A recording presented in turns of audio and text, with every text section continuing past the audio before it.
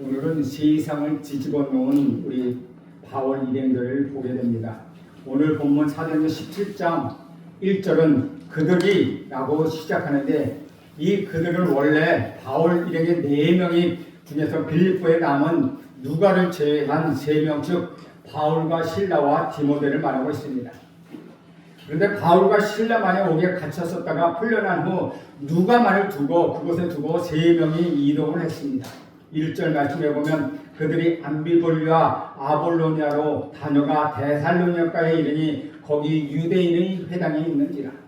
빌립보를 떠난 바울은 빌립보에서 서남쪽으로 약 55km 떨어져 있는 암비볼리로 갔습니다.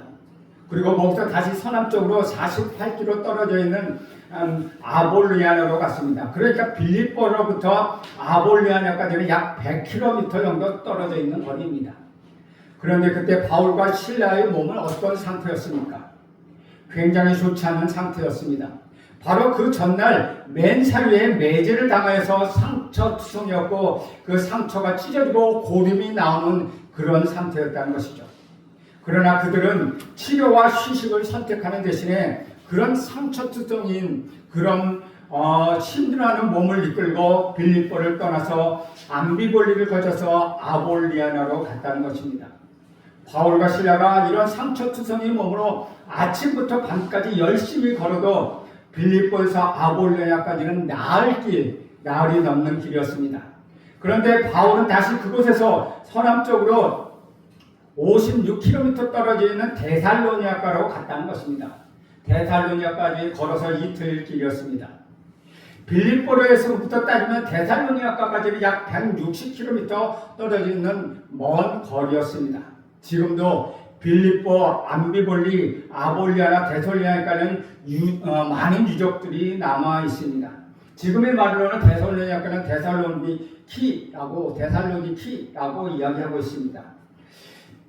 아볼리아에서 데살로니가까지 가기 위해서는 늪지대를 통과해야 하는데 거기는 말라리아가 많이 도는 곳입니다.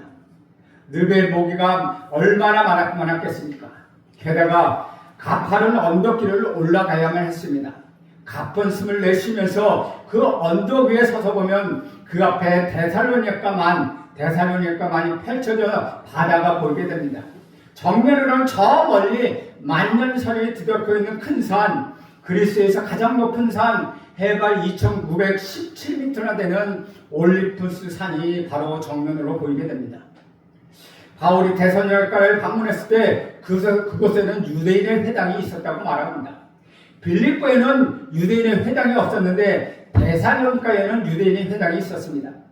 유대인의 회당은 유대인의 남자 10명 이상이 있으면 세울 수 있는데 회당이 여러 개 있었다는 말은 이 데살로니가 도시에 가는 빌립보와 달리 유대인들이 꽤 많이 살고 있었다는 것을 알 수 있습니다. 2절 말씀 보면 바울이 자기들의 관례대로 그들에게 들어가서 새 안식일에 성경을 가지고 강론하며 라고 말하고 있습니다. 바울은 그동안 전도 여행을 하면서 어디를 가든지 유대인의 회당이 있으면 그 회당부터 들어갔습니다. 그들이 처음 방문한 도시에 그곳의 유대인들을 가장 쉽게 만날 수 있는 장소이기 때문입니다. 또한 유대인뿐만 아니라 경건한 이방인들도 그곳에 가면 만날 수 있었습니다. 그래서 바울은 데살로니가를 방문하면서 평소의 습관대로 유대인의 회당을 찾았고 거기에 들어갔습니다. 또 새 안식일에 걸쳐서 거기 있는 사람들에게 하나님의 말씀을 강론했다는 것이죠. 즉 3주간 동안이나 하나님의 말씀을 강론했다는 것입니다. 바울이 데살로니가에서 3주간 동안 강론한 핵심은 무엇입니까? 바로 3절 말씀입니다. 뜻을 풀어 그리스도가 해를 받고 죽은 자 가운데서 다시 살아나야 할 것을 증언하고 이르되 내가 너에게 전하는 이 예수가 곧 그리스도라 하니. 여기서 뜻을 풀어라고 번역된 헬라어 동사는 활짝 열다는 뜻을 갖고 있습니다. 옛날 구약 성경은 양피지 두루마리로 되어 있습니다. 당시 회당에서 회당을 관리하고 모일 때는 사회를 보는 회당장이 있었는데 회당장은 매주 안식일마다 정해진 구약 성경 본문을 읽고 그 회에 대해서 그 본문에 대해서 누가 이 말씀을 강론해서 우리에게 도움을 주겠습니까? 라고 묻습니다.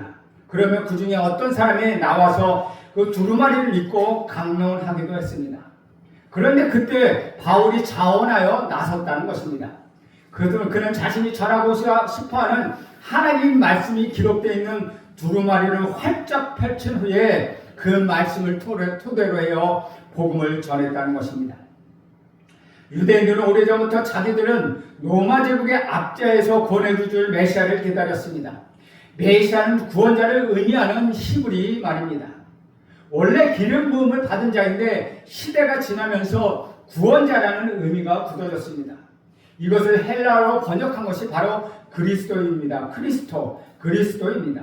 메시아와 그리스도는 같은 말이라는 것이죠. 하나는 히브리어이고 하나는 헬라어입니다. 유대인들이 고대하며 기다렸던 메시아는 로마 황제를 능히 제압하고 유대인들을 해방할 수 있는 다윗과 같은 강력한 왕이어야만 했습니다. 그래서 예수님이 유대인들에게 배척을 당할 수밖에 없었다는 것입니다. 유대인들이 보기에는 보잘것없는 빈민 출신이고 자칭 그리스도로 하는 예수가 자기들을 구원하지도 못하고 무기력하게 체포되었습니다. 로마의 압제를 물리치고 왕이 되려는 움직임이 전혀 보이지 않았다는 것이죠. 그래서 십자가에 못 박아 죽이라고 소리쳐서 우리 예수님을 죽게 했고 그 후에는 거들떠 보지도 않았습니다. 그러나 바울은 하나님의 말씀인 성경에 근거하여 그리스도가 해를 받고 죽은 자 가운데서 다시 살아나야 할 것을 증언했다는 것이죠. 해를 받았다는 것은 고난을 당하여 죽었다는 말입니다. 사랑하는 여러분, 구원자이신 그리스도께서 왜 반드시 죽으셔야만 했습니까? 구원자라면 강력하게 적을 물리치며 나아가야 하지 않았겠습니까? 하나님의 법에 의하면 죄인은 죽음의 형벌에서 영원히 벗어날 수가 없습니다. 그러므로 그리스도가 인간을 위한 진정한 구세주라면 구원자라면 그분은 죄인인 인간을 대신해서 자기 자신이 반드시 죽음의 형벌을 당하셔야만 했다는 것입니다. 인간은 죄의 문제를 해결할 수 없습니다. 그것 때문에 예수 그리스도께서 하나님의 아들이시지만 이 땅에 인간으로 오셔서 그리스도로서 구원자로서 대신 죄를 담당하셨다는 것입니다. 그리고 왜 그리스도께서 죽은 자 가운데서 반드시 다시 살아나셔야 했습니까? 우리 주님께서는 아무리 우리 죄값을 대신 치르기 위하여 돌아가셨다 하더라도 그분이 그냥 죽고 끝나버렸다면 우리가 아무리 그분을 믿는다 하더라도 우리의 끝은 죽음일 수밖에 없기 때문입니다.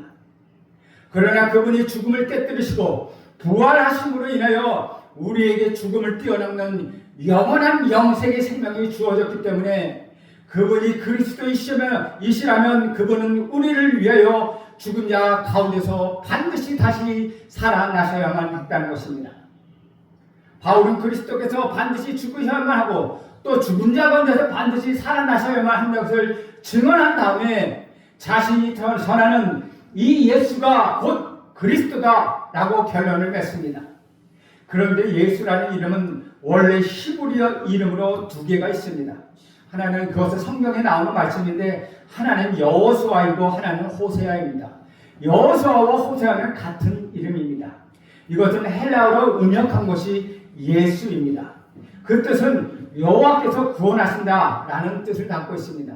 우리가 그 당시 예수님 당시 쓰는 언어는 아람어였는데 아람어는 예수아라고 부릅니다. 모두 비슷하지 않습니까?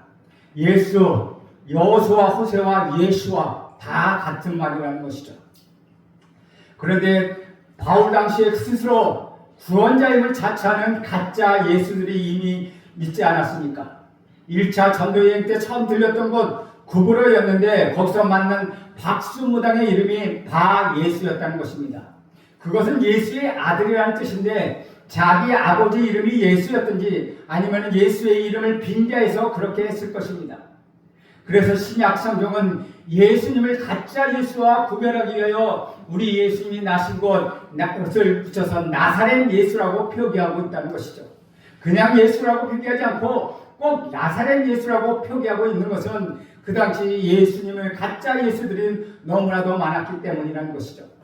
바울은 가짜 예수를 구별하기 위하여 이 예수가 그리스도다 라고 증언하고 있다는 것입니다. 다른 어떤 예수도 아닌 인간에 의하여 반드시 죽으셔야 했고 또 인간에 의하여 반드시 죽음에서 일어나서 사셔야만 했던 이 예수만이 그리스도시다. 이 예수만이 우리 죄에서 죽음에서 살리시고 영원한 생명의 길을 이루게 하는 유일한 구원자 그리스도이시다 라고 바울은 지금 증언하고 있습니다. 이렇게 바울이 복음을 전하는데 바울의 복음을 전했던 데살로니가의 유대인 회당에는 유대인들만 있는 것이 아니었고 이방인들도 많이 있었습니다.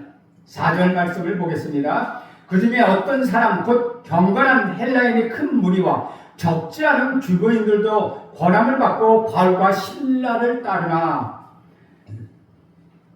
경건한 헬라인의 큰 무리라고 말하고 있습니다. 이들은 유대교로 개종한 헬라인 사람들도 있었지만 아직 유대교로 개종하지는 않았지만 하나님을 두려워하며 예배하는 경건한 이방인들도 있었다는 것입니다. 그리고 적지 않은 규보인들도 거기에 있었습니다. 데살로니가는 유력한 정치 지도자들의 규보인들이 상류층에 속한 그 규보인들도 유대교로 개종하거나 아니면 하나님을 경배하는 예배하는 경건한 이방인으로서 거기에 참석하고 있었다는 것입니다. 많은 경건한 헬라인들과 규비인들이 바울의 설교를 듣고 예수 그리스도를 믿게 되었습니다. 그리고 그들은 지체 없이 바울과 신라를 따랐다고 말합니다. 다시 말하면 그들은 이전에 편하게 안락하게 살면서 특히 하나님을 섬긴다고 하면서 미신도 섬겼던 삶으로부터 벗어나 우상을 버리고 손해가 온다 하더라도 예수님을 따르겠다고 결단했다는 것입니다. 당시 데살로니가는 로마 제국의 속주, 그러니까 로마 제국의 식민지인 마게도냐의 행정 수도였습니다.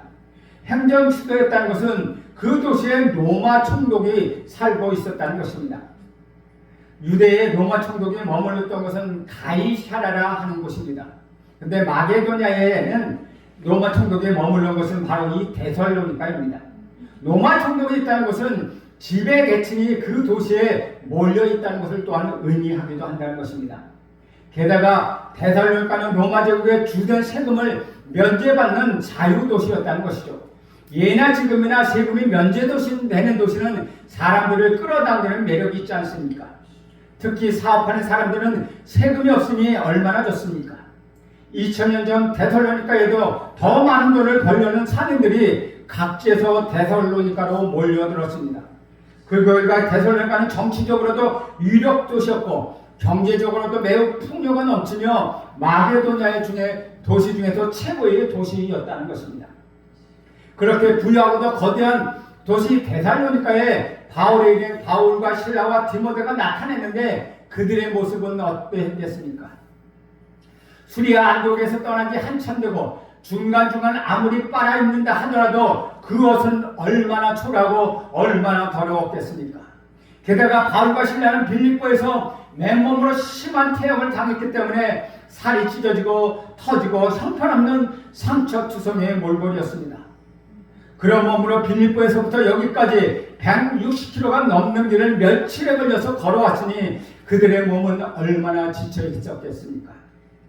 그런 아픈 몸으로 그러한 초라한 행색의 바울이 부유하고도 우아한 이 데살로니가 사람들에게 복음을 전했다는 것입니다.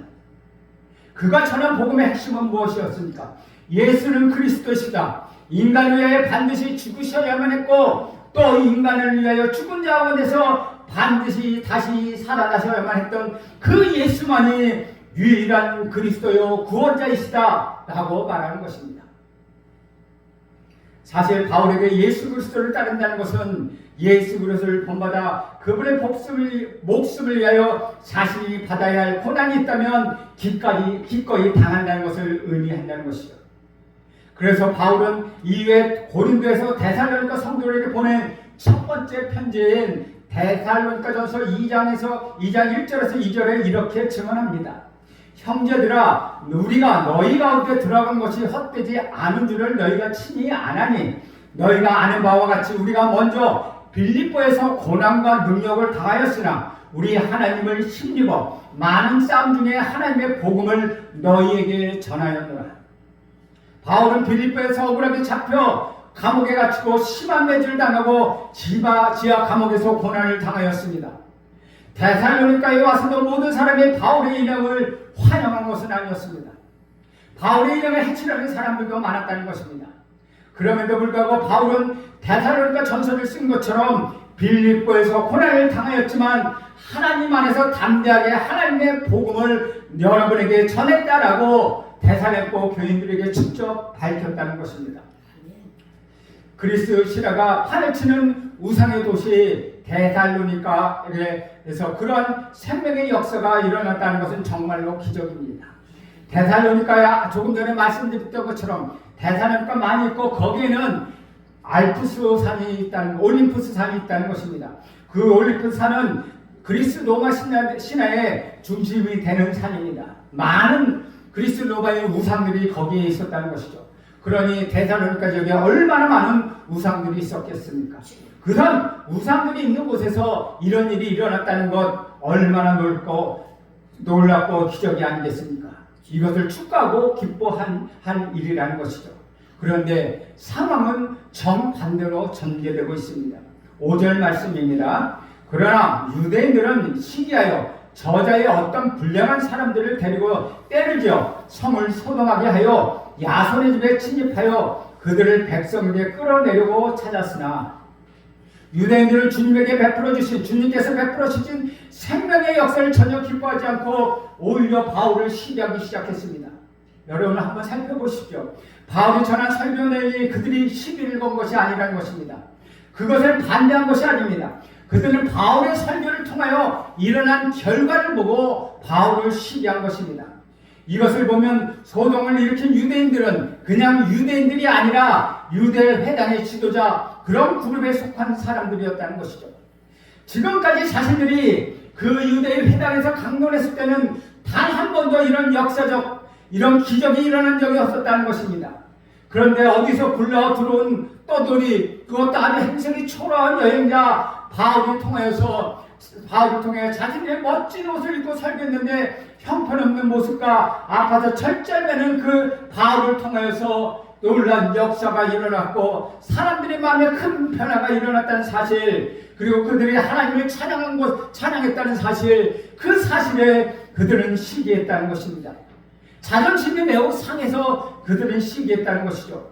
우리같이 귀보인, 우리같이 귀한 사람들이 강론을 할 때는 전혀 반응이 없더니 저 찌질이 갖고 저 못나고 형편없는 사람이 와서 강론했을 때는 왜 그렇게 많은 사람들이 변화를 받아서 하나님을 찬양하게 되었느냐? 거기에 그들은 시기했다는 것입니다. 이들이 바울을 시기했다는 것은 바울과 자신을 비교했다는 것입니다. 그리고 교만에 빠졌다는 것입니다. 사실 교만은 열등감의 다른 표현입니다. 교만과 열등감은 동전의 양면과 같다는 것이죠. 자기보다 못한 것 같은 사람 앞에서는 교만해지고 자기보다 잘난 것 같은 사람 앞에서는 비굴해지는 것입니다. 그래서 다시 말하면 교만과 열등감은 뗄래야 뗄 수 없는 관계라는 것이죠. 그들은 심지어 불량배까지, 저자에 있는 불량배까지, 저작거리에 있는 불량배까지 동원해서 시끄럽게 소동을 일으켰으며 바울 일행을 끌어내기 위하여 바울 일행이 묵고 있는 야손의 집을 덮쳤습니다. 6절과 7절 말씀입니다. 발견하지 못하며 야손과 몇 형제들을 끌고 읍장들 앞에 가서 소리를 질러 이르되 천하를 어지럽게 하던 이 사람이 여기도 이름에 야손이 그들을 맞아 들였도다. 이 사람들이 다 가이사의 명령을 거역하여 말하되 다른 이는 곧 예수라 하는 이가 있다 하더이다 하니, 바울을 시기하는 유대인들은 불량배와 같은 사람들을 끌어들여서 야손의 집을 급습했습니다. 그런데 그 시간에 바울의 일행이 없었기 때문에 집주인은 야손과 마치 그 집에 있던 몇몇 믿음의 형제들을 붙잡아서 그 도시의 통치자들 앞으로 질질 댓글듯이 끌고 가서 거짓 모함으로 고발합니다. 그런데 놀랍게도 이듯이 거짓 모함으로 바울 일행을 고소한 그 말 자체는 거짓이 아니라 진리였다는 것이죠. 그 말 자체는 맞는다는 것입니다. 천하를 어지럽게 하던 이 사람들이 여기 왔다. 이 말은 바울이 등이 이전에 했던 일들을 이 사람들이 알고 있다는 것입니다. 유대인들 사이에서 바울이라는 사람이 돌아다니면서 예수가 그리스도라고 전하고 있다는 거 유대인들이 알고 있었다는 것입니다. 그런데 여기서 천하를 어지럽게 하던 이 사람이라는 말 원어 그대로 직역하면은 세상을 뒤집어 놓은 사람들, 세상을 거꾸로 뒤집어 놓은 사람들이라는 뜻으로 번역할 수 있다는 것이죠. 정말 이 말이 더 원어에 가까운 말입니다. 바울과 그와 함께한 동역자들은 이 세상을 뒤집어 놓았다는 것입니다. 그런데 자기들이 힘이 아니라 복음이 이 세상을 뒤집어 놓았다는 것입니다. 저는 여러분들 이 세상에 뒤집어 놓는 그런 믿음의 사람들이 되기를 간절히 소원합니다. 게다가 그들이 외치는 다른 임금이 있다, 예수라는 이가 있다 라는 것은 반역죄에 해당하는 엄청난 고소였다는 것이죠. 그 땅에 가이사 황제 외에 다른 왕이 있다는 말입니다.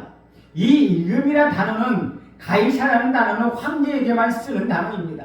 그리고 여기서 말하는 임금이라는 것은 바실레우라는 단어를 사용하는데 이것은 오직 황제 한 사람에게만 쓰는 단어였습니다. 황제가 아닌 예수에게 쓰였다면 반역죄가 될 수 있다는 것입니다. 그러니까 굉장히 큰 제목을 가지고 고소했다는 것이죠. 세상을 소란하게 한 죄, 그러니까 소란을 일으켜서 반란을 일으키려 한 죄, 반역죄를 뒤집어 씌웠다는 것입니다. 이 사람들은 천하를 뒤집어 놓는 사람이고 예수는 왕이라는 것입니다. 그들은 고소했지만 진실을 말하고 있다는 것이죠. 참으로 놀라운 일이라는 것입니다. 그런데 여기서 야손이라는 사람의 집에 왜 갔습니까? 영어의 이름은 제이슨입니다. 영어로는 제이슨이라고 하는데 야손은 바울 일행을 자기 집으로 맞아들였다는 것입니다. 제이슨은 제임스의 아들, 지금 야고보의 아들이라는 뜻을 갖고 있습니다. 바울을 시기한 유대인들이 바울의 일행을 붙잡아 끌어들이기 위하여 야손의 집을 덮친 이유가 거기에 있다는 것이죠. 처음에 데살로니가에 왔을 때 그들이 묵을 곳이 없어서 먼저 회당에 들어갔지만 거기서 야손을 만나 야손이라는 사람이 자기 집에 바울의 일행을 묵게 했다는 것입니다. 바울은 드로아에서 환상을 보고 마게도냐 빌립보로 갔습니다. 그리고 거기서 복음을 전한 다음 암비볼리, 아볼리아를 거쳐 마게도냐의 행정수도인 데살로니가로 찾아갔습니다. 이처럼 자기가 미리 계획한 것이 아니라 성령의 인도하심이 갔기 때문에 유럽 대륙에서 바울의 일행을 마치 떠돌아 갔다는 것입니다. 며칠씩 걸어야 하는 여행 중에 길이나 숲에서 노숙하는 일은 다반사였고 강도를 당하지 않을까, 하나님 짐승이 나오지 않을까, 혹시 뱀이 나오지 않을까 떨면서 잠을 잤습니다.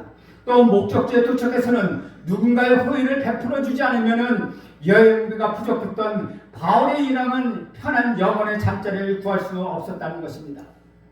그런데 감사하게도 빌립보에서는 루디아에 이어서 데살로니가에서는 야손이라는 사람이 자기 집으로 맞아 들였다는 것입니다. 본문의 야손은 바울이 유대 회당에서 복음을 전할 때 예수님을 영접하고 그리스도인이 되었습니다. 로마서의 야손의 끝에 보면 야손, 나의 형제인 친척인 야손에게 야손이 안부를 전한다고 이야기하고 있습니다. 그 야손이 지금의 야손인지는 알 수 없지만 어쨌든 그는 바울이 복음을 전할 때 예수 그리스도를 영접하여 그리스도인이 되었다는 것은 우리는 잘 알 수 있다는 것입니다. 우리말로 맞아들이다 라고 번역된 헬라어는 영접하다, 환대하다는 의미를 가지고 있습니다.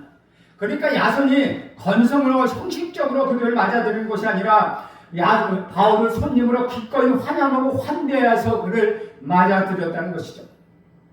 바울은 데살로니가 유대인 회당에서 3주 동안 새 안식일에 거쳐서 예수 그리스도의 복음을 전했습니다.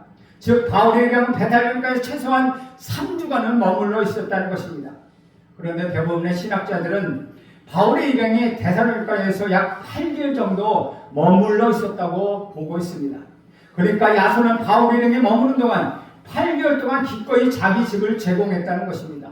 얼마나 훌륭한 사람입니까? 사랑하는 여러분, 야손은 분명히 유대인이었고 이렇게 아름다운 성경을 베풀었습니다.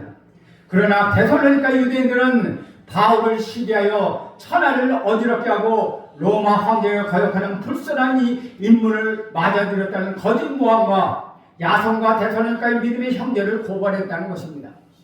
여기서 우리는 한 가지 중요한 일을 발견하게 됩니다. 우리가 복음을 전할 때 그 어느 곳에든지 사탄마귀는 우리를 괴롭게 한다는 것입니다. 그 복음을 전하지 못하게 하려고 이 모양 저 모양으로 우리를 괴롭게 하고 저 사람을 못자르게 하는 것, 그것이 바로 사탄마귀의 역사라는 것입니다. 그만큼 사탄은 복음을 전하는 것을 방해하고 있다는 것이죠.